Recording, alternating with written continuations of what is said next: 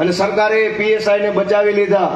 દોસ્તો, ભાનુભાઈ વણકરે દલિત સમાજના જમીનના અધિકાર માટે વિધાનસભામાં આત્મદાહ કર્યો। ગુજરાતના ઇતિહાસમાં ન બની હોય એવી પહેલી અને એકમાત્ર ઘટના ભાનુભાઈના કિસ્સામાં બની કે વિધાનસભાના પરિસરમાં કોઈ માણસે આત્મહત્યા કરી લીધી અને આ ભાજપની સરકારના પેટનું પાણી ન હલ્યું। દોસ્તો, અનેક એવી અત્યાચારની ઘટનાઓ બની। ગામડે ગામડે એ લિસ્ટ લઈને બેસીએ તો એ લિસ્ટ પતે એમ નથી।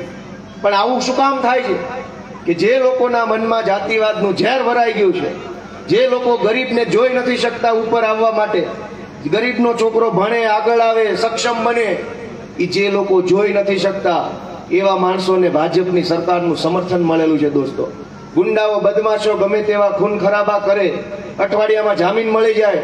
એટ્રોસિટીનો કેસ થયો હોય, બહેનો દીકરીઓ ઉપર દુષ્કર્મ કરવાના કેસ થયા હોય, એવા લોકોને તાત્કાલિક જામીન મળી જાય છે।